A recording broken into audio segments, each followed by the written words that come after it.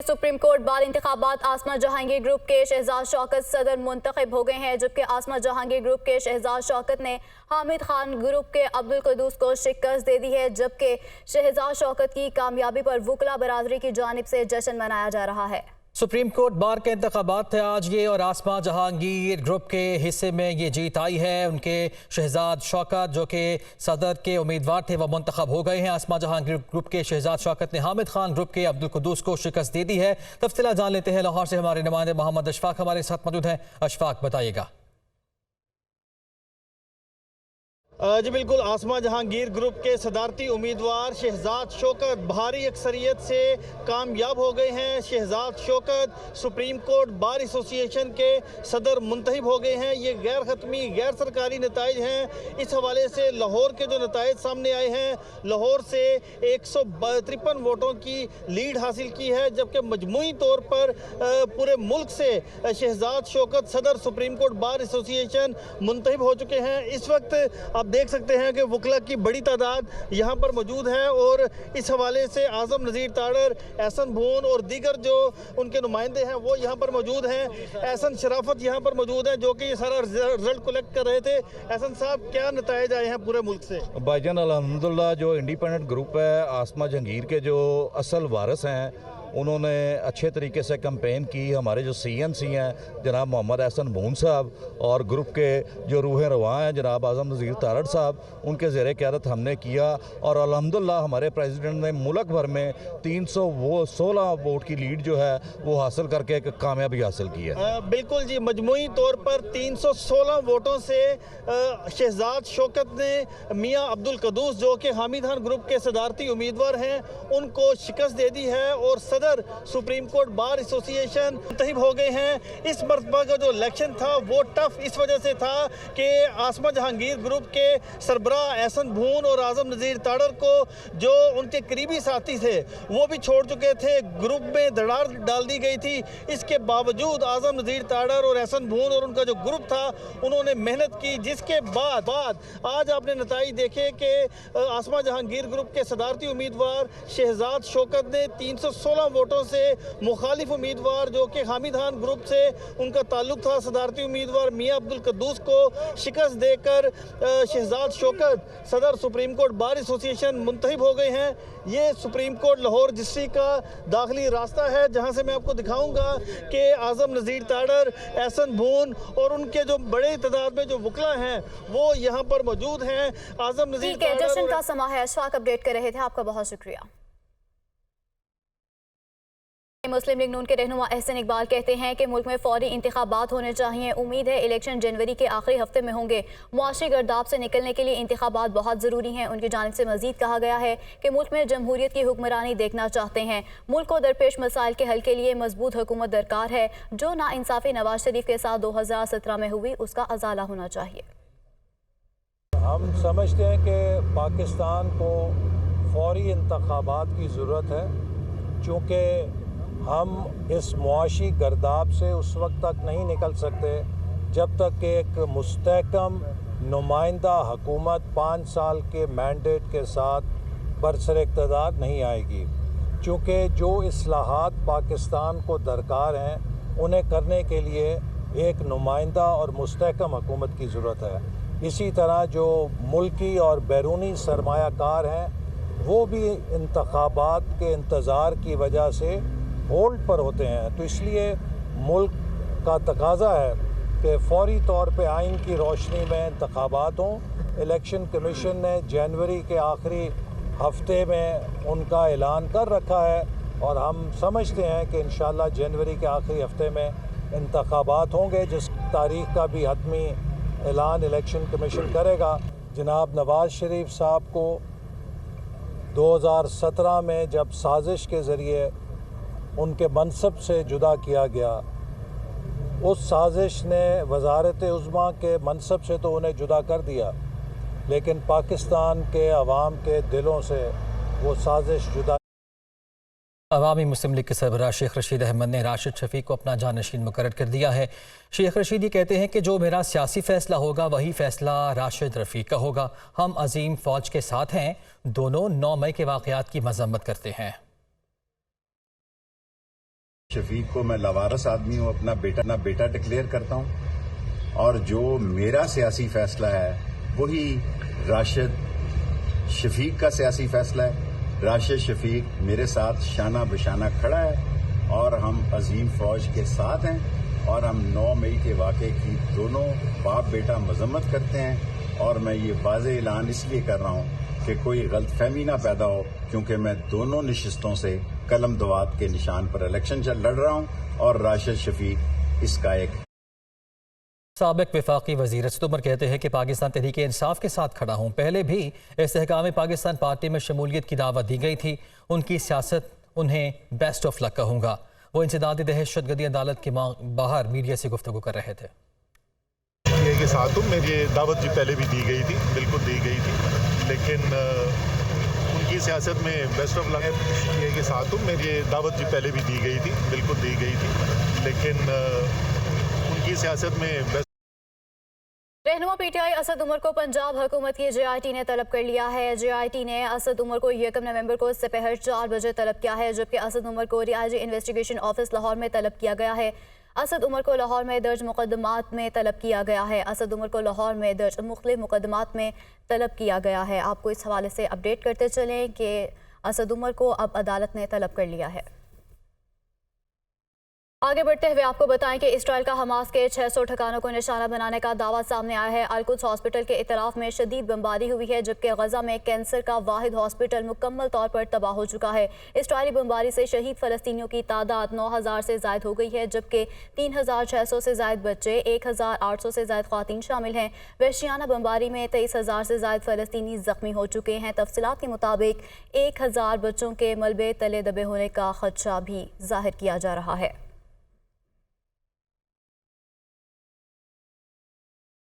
गजा में इसराइली फ़ौज और हमास के दरमियान बड़े पैमाने पर झड़पें जारी हैं। गैर मुल्की मीडिया के मुताबिक जनूबी इसराइल पर ड्रोन हमले की जिम्मेदारी यमनी हौसी बागियों ने कबूल कर ली है। दूसरी जानिब हमास ने दावा किया है कि इसराइली फ़ौज की 3 गाड़ियों को तबाह किया गया है। इसराइली गाड़ियां अल-तवाम के इलाके में गजा में दाखिल होने की कोशिश कर रही थी। जनूबी गजा में क्रीम क्रॉसिंग के करीब इसराइली फ़ौज के ज़मीनी दस्तों पर मार्टर गोलों से हमला किया गया। अल-क़िसाम ब्रिगेड के तर्जुमान के मुताबिक हम इसराइली फ़ौज के हमलों का जवाब देते रहेंगे।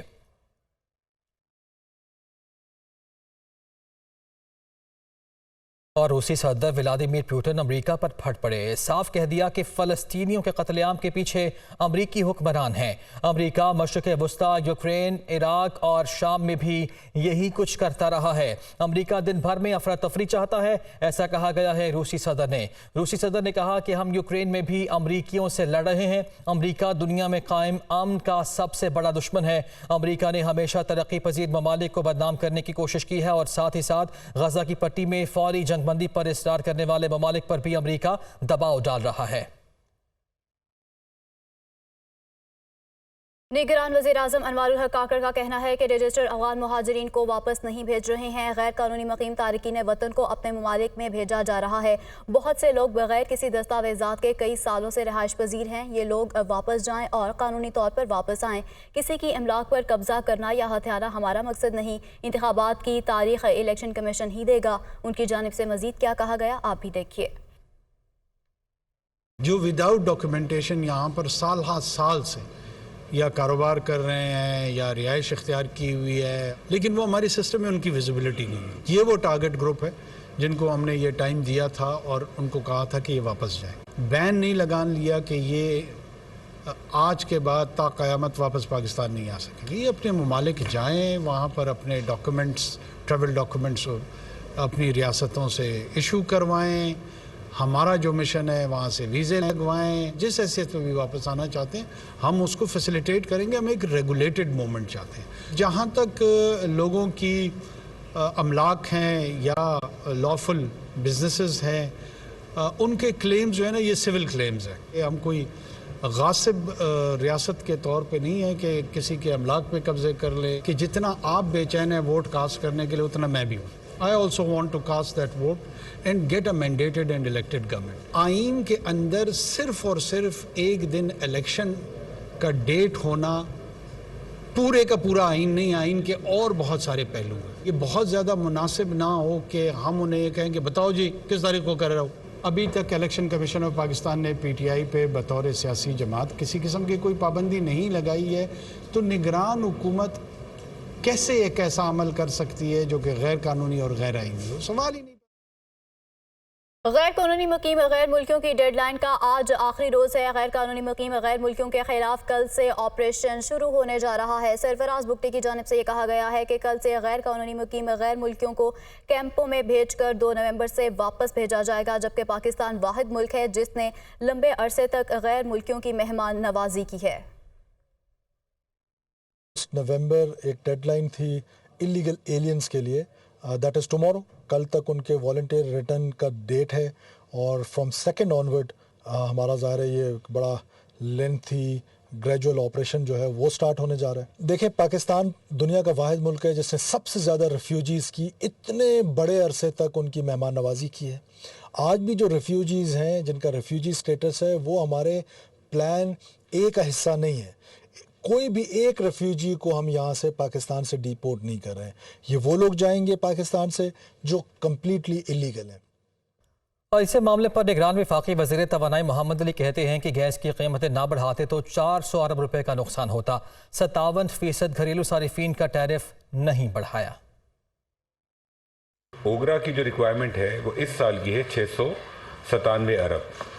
ये रकम अगर सुई नॉर्दर्न और सुई साउथ को मिलेगी तो वो अपना खर्चा निकाल सकेंगी और गैस ख़रीद सकेंगी आवाम के लिए। पिछले 10 सालों से पाकिस्तान में हर साल गैस जो हम अपने ज़खायर निकालते हैं वो कम होते जा रहे हैं। तो चूँकि हम ऑयल और गैस दोनों कम निकाल रहे हैं, इसलिए हमें ये RLNG इंपोर्ट करनी पड़ती है दुनिया से ताकि गैस फराहम की जाए इंडस्ट्री को, फर्टिलाइज़र को और आवाम को, और ये महंगी गैस होती है। अगर ये कीमतें ना बढ़ती तो पाकिस्तान को इस साल भी 400 अरब का नुकसान होता जिस तरीके के माजी में हुआ है। आज़ाद जम्मू कश्मीर में 20 अप्रैल से कायम मखलूक हुकूमत में शामिल काबीना अरकान को महकमों के कलमदान तफवीज़ कर दिए गए हैं। तवील दौरानिये के बाद दारुल हुकूमत की रौनकें बहाल होना शुरू हो गई हैं। रिपोर्ट कर रहे हैं मोहम्मद इकबाल। वज़ीर-ए-आज़म आज़ाद जम्मू कश्मीर चौधरी अनवारुल हक ने 29 रुकनी काबीना अरकान को महकमों की जिम्मेदारियां सौंप दी। वज़रा ब्लॉक में वज़रा की आमद के साथ ही कारकुनों की बड़ी तादाद मुबारकबाद देने वज़रा ब्लॉक पहुँच गई। इस मौके पर वज़रा ने अवामी फलाही मनसूबों के साथ साथ आज़ाद कश्मीर में गुड गवर्नेंस कायम करने के अज़म का भी इजहार किया। मुझे स्पोर्ट, यूथ और कल्चर की वज़ारत मिली है, तो आपकी भी मोहब्बत और आपकी भी रहनुमाई से इंशाअल्लाह ताला मैं इस खित्ते के लिए बेहतरीन इकदाम उठाऊंगा। इंशाअल्लाह आज़ादी कश्मीर के लिए भी अपना किरदार जितना हो सका वो मैं करूंगा। दूसरी जानब वज़रा को महकमे मिलने पर मखलूत हुकूमत में शामिल सियासी जमातों के कारकुनान का मिला जुला रद्द-ए-अमल सामने आया है। पीपल्स पार्टी और नून लीग के कारकुनान वज़रा को मिलने वाले महकमों से नाखुश दिखाई दे रहे हैं, जबकि बेशतर सियासी कारकुनान ने मौजूदा हुकूमत से बेहतरी की उम्मीदें लगा ली। ये पीपल्स पार्टी के खिलाफ एक बहुत बड़ी मल्लाती साजिश हुई है और पीपल्स पार्टी नून लीग के खिलाफ, लेकिन हमें वो महकमे की जरूरत थी जिससे हम डिलीवर करते। 6 माह से बिल्कुल वजारतें वीरान पड़ी हुई थी, ना कोई काम हो रहा था। फाइलों पे सेंध की वजह से एक सेंध के लिए 6 माह हमें इंतजार करना पड़ रहा था। अब हमें यकीन है कि हुकूमत कोई अच्छा गुड गवर्नेंस का काम करेगी, तो यही की जा सकती है हुकूमत से। आज़ाद जम्मू कश्मीर हुकूमत में शामिल खवातीन अरकान असम्बली को भी महकमे दिए जाने पर गौर किया जा रहा है। वज़ीर-ए-आज़म आज़ाद कश्मीर ने इनलैंड रेवेन्यू, इत्तलाआत, मनसूबाबंदी व तरक्यात और तरक्याती अदारों की वजारतों के कलमदान अपने पास रखे हैं। आज़ाद कश्मीर काबीना के 29 अरकान को महकमों का कलमदान मिलने के बाद क्या अनवार हुकूमत मुस्तहकम हो पाएगी और इससे आवाम को कितना रिलीफ मिलेगा, ये तो आने वाला वक्त ही बताएगा। कैमरामैन मोहम्मद नवीद के साथ मोहम्मद इकबाल, दुनिया न्यूज़, मुजफ्फराबाद। स्टॉक मार्केट 6.5 साल की बुलंद तरीन सतह 51,920 पॉइंट्स पर बंद हुई। इंतखाबात की तारीख के मंतज़र इन्वेस्टर्स इस बाजार को नई बुलंदियों तक ले जाने का आज़म कर रहे हैं। दूसरी जानिब इंटरबैंक में डॉलर 52 पैसे इजाफे से 281 रुपये 41 पैसे पर बंद हुआ, जबकि ओपन मार्केट में डॉलर 50 पैसे बढ़कर आवाम के लिए 283 रुपये का हो गया है। ट्रेडिंग के दौरान मार्केट में 600 से ज़ायद पॉइंट्स की तेजी देखी गई और इंडेक्स 52,000 का लेवल अबूर कर गया। इन्वेस्टर्स का कहना है कि अगर इंतखाबात की तारीख का ऐलान हो जाता है तो मार्केट बुलंदी के नए रिकॉर्ड बना सकती है। मेन फैक्टर है जो हमारा इलेक्शन की डेट है। अगर जितनी जल्दी इलेक्शन की डेट अनाउंस होगी तो हालात जैसे आप देख रहे हैं कि अभी जो इलेक्शन से पहले जो है मतलब थोड़ी तेज़ी आप देख रहे हैं। अब जैसे इलेक्शन की डेट अनाउंस हो जाएगी तो मजीद मार्केट बुलिश हो जाएगी। अगर जितना डिले करेंगे तो फिर मार्केट फिर आहिस्ता आहिस्ता नेगेटिव बिहेव करेगी। पाकिस्तान काफ़ी ज़्यादा कंफर्टेबल फील कर रहा है IMF के प्रोग्राम में जाने के लिए। लिए। ऑलमोस्ट सारी कंप्लाइंस पूरी कर दी, गैस प्राइसेस रह गए थे वो भी हमने बढ़ा दिए। फिर टैक्स रेवेन्यू की बात करें तो वो हमने टारगेट से ज़्यादा अचीव किए, तो ओवरऑल काफ़ी कंफर्टेबल पोजीशंस में है। मार्केट तजज़ियाकारों का कहना है कि करेंसी स्मगलिंग, डॉलर और सोने की सट्टेबाजी का सद्भाव होने से पैसा अब दस्तावेज मईशत का रुख कर रहा है। तो पैसा आपका डॉलराइजेशन पे हम लगे हुए थे, लोग वो डाइवर्ट होकर यहाँ पैसा आ रहा है। गोल्ड में लोग लगे हुए थे, वो यहाँ पैसा लेके आ रहे हैं कि, और यहाँ पे देखिए अपॉर्चुनिटी है। अब अर्निंग्स तो देखिए कंपनी की फिनोमिनल अर्निंग्स है। ऐसी अर्निंग्स पे एक पी पे 2 पी पे आपको स्टॉक्स मिल रहे हैं। 100 रुपए की अर्निंग क्वार्टर की आ रही हैं, तो ऑब्वियसली इन्वेस्टर ने तो आना था। मार्केट इख्तिताम पर 437 पॉइंट इजाफे से 51,920 पॉइंट्स पर बंद हुई। दूसरी जानिब इंटरबैंक में डॉलर 52 पैसे इजाफे से 281 रुपए 41 पैसे पर बंद हुआ, जबकि ओपन मार्केट में डॉलर 50 पैसे बढ़कर आवाम के लिए 283 रुपए का हो गया। सोना 900 रुपए महंगा होकर 2,13,000 रुपए तोला हो गया।